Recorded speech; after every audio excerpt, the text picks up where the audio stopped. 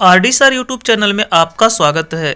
आपकी रीजनिंग की बेहतरीन तैयारी कराने के लिए हम छोटा छोटा समय का वीडियो लेकर ही सही पर हर रोज आपकी तैयारी में तत्पर रहते हैं। तो चलिए वीडियो को शुरू करते हैं। यहाँ पर पहला प्रश्न दिया गया है, प्रश्नवाचक चिन्ह के लिए उचित विकल्प का चयन करें। आज के इस वीडियो में केवल हम संबंधित संख्या को विकल्प से चुनेंगे और उसका आसान से आसान तरीका बताएंगे। तो यहाँ पर आपको दिख रहा है 21 का संबंध 3 से है, तो 47 का संबंध यहाँ पर किस संख्या से होगा। 21 का ऐसा क्या किया गया कि 3 आया है, ऐसे ही 47 का संबंध से हम ढूंढ पाएंगे इस प्रश्नवाचक चिन्ह पर क्या होगा। अगर बात करें कि 3 से 21 कट रहा है तो 47 तो किसी से कटता ही नहीं है और इन चारों ऑप्शन में से तो कटेगा ही नहीं। तो अगर 21 में देखते हैं 2 और 1 है, अगर इन दोनों को हम प्लस करते हैं तो इन दोनों का प्लस होता है 3, जो कि यहाँ लिखा हुआ है। ठीक उसी तरह से अगर हम 47 की बात करें तो 47 में 4 और 7 है, अगर इन दोनों को जोड़ते हैं तो होता है 11, अर्थात यहाँ पर 11 होना चाहिए और ऑप्शन में 11 दे भी रखा है, अर्थात हमारा बी ऑप्शन सही है। बढ़ते हैं अपने अगले क्वेश्चन की ओर। देखिए, हमारे किसी भी वीडियो में किसी भी तरह का कोई बकवास नहीं होता है, सीधे प्रश्न की बात करते हैं, इसलिए हमारे वीडियो बहुत छोटे होते हैं पर काम के होते हैं। यहाँ पर कहा है कि जिस प्रकार दूसरा पद पहले पद से संबंधित है उसी प्रकार चौथा पद तीसरे पद से संबंधित है, तो चौथा पद क्या होगा। आपको चौथा पद ढूंढना है और यहाँ पर प्रश्नवाचक चिन्ह दे रखा है। 8 का 2 लिखा गया, 64 का क्या लिखा जाएगा। तो अगर हम यहाँ पे देखते हैं 2 से कट जाएगा 8, कितनी बार जाएगा, 4 बार। ऐसे ही 64 को कौन काटेगा, तो 64 को 4 भी काटेगा, 32 भी काटेगा, 8 भी काटेगा, 2 भी काटेगा। ये तो चारों को चारों इस तरह से सही हो रहे हैं, पर कोई एक ही विकल्प सही होगा, तो ये काटने वाला सिस्टम नहीं चलेगा। अगर बात करें 2 का क्यूब कर दें तो हमारा 8 मिल जाएगा। ठीक है, 2 का क्यूब कर दें तो 8 मिलेगा। ऐसे इन चारों में से किसका क्यूब करने पर 64 मिलेगा। तो अगर हम बात करें 4 का क्यूब करें तो 4 चौक 16, 16 चौक का 64 हो जाएगा, अर्थात यहाँ पर क्या भरा जाना चाहिए, 4, तो हमारा ऑप्शन ए सही होगा। बढ़ते हैं इसी तरह से अपने अगले क्वेश्चन की ओर।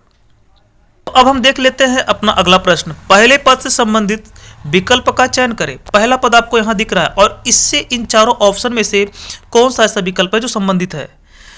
तो इसके लिए हमें पहले इस पे ध्यान देना चाहिए, यहाँ पे क्या लॉजिक लग रहा है उसी लॉजिक से हम यहाँ पे ढूंढेंगे। अगर 2 से हम 64 में भाग करें तो कट जाएगा, 32 बार जाएगा। ऐसे यहाँ पर इन चारों ऑप्शन में से क्या रखें जो 4 से कटेगा। 53 नहीं कटेगा, 63 नहीं कटेगा और 62 नहीं कटेगा और 55 नहीं कटेगा, ये सब बिल्कुल नहीं कटेगा। ठीक है, तो यहाँ पर तो इस नियम से हम नहीं ला पाएंगे, अपना अंक ढूंढ नहीं पाएंगे। अगर हम थोड़ा सा ये भी ध्यान दें, इन दोनों का अंतर देखें, 6 और 4 का अंतर कितना है, 2। 64 में जो 6 और 4 आ रहा है, इन दोनों का अंतर 2 है और यहाँ 2 लिखा गया है। ऐसे इन सभी ऑप्शन में से 4 का अंतर किसमें है, 54 में तो 1 का अंतर है, 62 में 4 का अंतर मिल रहा है, बाकी इसमें 3 का अंतर है और इसमें तो 0 का अंतर है। ठीक है, तो 62 आपका ऑप्शन सही है, बी 62 आपका आंसर सही रहेगा, तो यहाँ पे 62 भरा जाएगा। हम आ गए अपने अगले क्वेश्चन पर। यहाँ पर कहा है कि प्रश्नवाचक चिन्ह पर सही विकल्प भरिए। तो आपको प्रश्नवाचक चिन्ह यहाँ बीच में दिख रहा है, इन चारों ऑप्शन में से क्या है जो सही विकल्प है।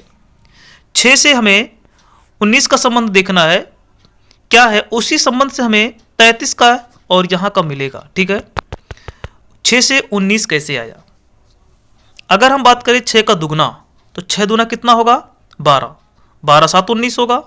तो ये तो बहुत लंबा चला जा रहा है, क्योंकि अगर हम मान लीजिए इसमें से 8 का दूना करें, 8 दूना 16, 7 जोड़ेंगे तो भी 33 नहीं मिलेगा, 6 दूना 12, 7 से भी नहीं मिलेगा, 9 दूना 18 से नहीं, 10 सत्ते और यहाँ 10 और 3 गुणा कराएंगे तो 10 या 30 से भी नहीं मिलेगा, इस तरह से नहीं मिलने वाला है। 6 का 3 गुना करें कितना होगा, 6 का 3 गुना तो 6 त्रिक हो जाएगा 18, पर 19 लिखा है यानी +1 कर देंगे तो 19 बन जाएगा। ऐसे यहाँ पर वो कौन सा ऑप्शन रखें जिसका 3 गुना करने पर 1 जोड़ने पर 33 बनेगा।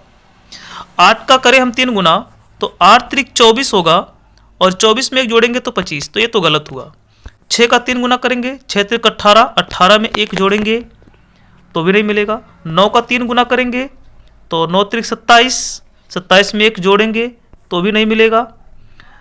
10 का 3 गुना करेंगे 10 तियां 30, एक जोड़ेंगे तो भी 33 नहीं मिलेगा। तो हमें कुछ सोचना ये है कि 6 में हमने 3 का गुणा कराया और ये 3 हम देख रहे हैं 6 का ही आधा है, 6 का ही आधा है, अर्थात हम जो संख्या लेंगे उसके आधे में गुणा करा करके और एक जोड़ें तो शायद मिल सकता है।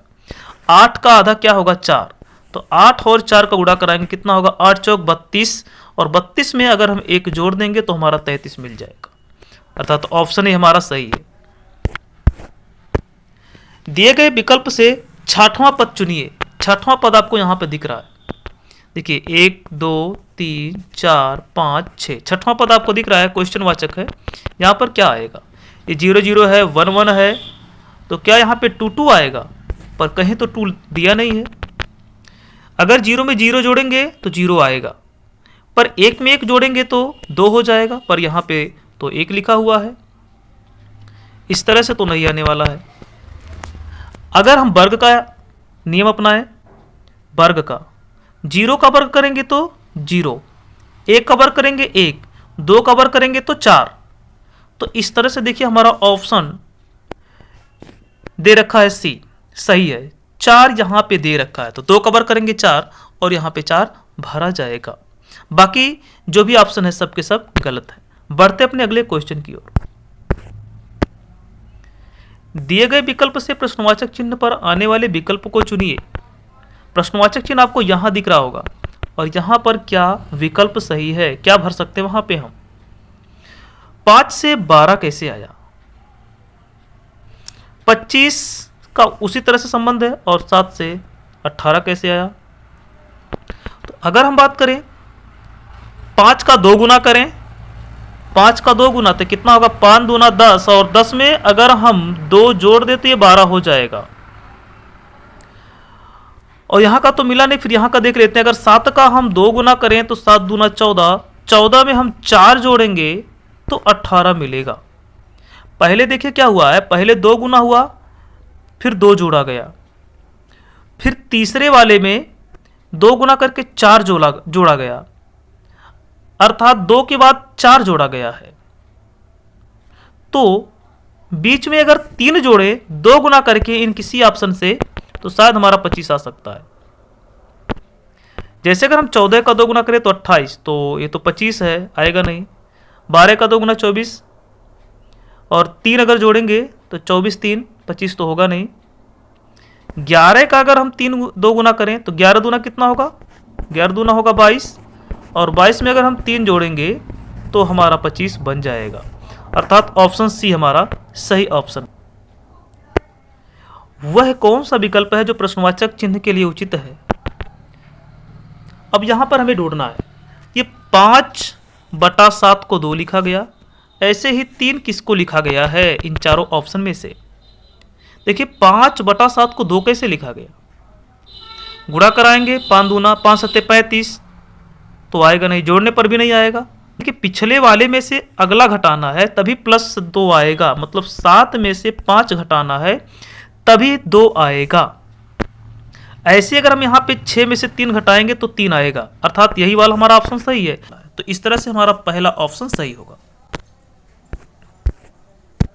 अब आगे अपने अगले क्वेश्चन की ओर। वह कौन सा विकल्प है जो प्रश्नवाचक चिन्ह के लिए उचित है। प्रश्नवाचक चिन्ह के लिए कौन सा विकल्प उचित है, तो इसके लिए अगर हम देखेंगे 8/9 को 10/11 कैसे लिखा गया, उसी तरह से 3/7 को लिखा जाएगा। 2 अगर जोड़े हम अंश और हर में, यानी ये 8/9 दे रखा है, अगर 2 यहाँ जोड़ दें तो 10 हो जाएगा, और यही 2 नीचे जोड़ दें तो ये 11 हो जाएगा, अर्थात अंश हर में 2 जोड़ना है। तो ठीक इसी तरह से हम यहाँ पर देख लेते हैं कि 3/7 में अगर हम 2 जोड़ें तो क्या मिलेगा, तो 5/9 मिल जाएगा, क्योंकि 3 में 2 जोड़ेंगे 5, 7 में 2 जोड़ेंगे 9। तो देखिए ये तो कोई विकल्प हमारा सही नहीं है, ठीक है। तो यहाँ पे 2 जोड़ा गया, जरूरी नहीं कि यहाँ पर भी 2 जोड़ा जाए, बल्कि हम ये मान के चलेंगे कि जो भी जोड़ना है अंश हर में सेम जोड़ना है, ठीक है। जैसे यहाँ अंश हर में 2 जोड़ा गया, ऐसे अंश हर में ही जो भी जोड़ेंगे दोनों में एक ही कोई संख्या जोड़ेंगे। तो अगर हम 3/7 में 2 के अलावा 3 जोड़ें तो क्या होगा, 3 जोड़ देंगे तो 6 हो जाएगा, और यहाँ 3 जोड़ेंगे तो 7 3 10, तो 6/10 भी नहीं दिख रहा है। 4 जोड़ करके देख लेते हैं, तो 4 3 7 हो जाएगा, और ये 3 में 4 7 में 4 जोड़ेंगे तो 7 4 11, 4/11, तो ये भी नहीं मिला। 5 जोड़ेंगे, 5 3 8 होगा, और 7 में जोड़ेंगे तो 12 होगा, तो 8/12। 8/12 आपका देखिए ऑप्शन सी दिया हुआ है, सी ऑप्शन सही है, 8/12। हमें आशा यहाँ पे जितने भी प्रश्न बताए गए हैं सब आपको अच्छे समझ में आए होंगे। कोई दिक्कत हुआ होगा तो आप कमेंट में ज़रूर पूछिएगा। वीडियो देखने के लिए धन्यवाद।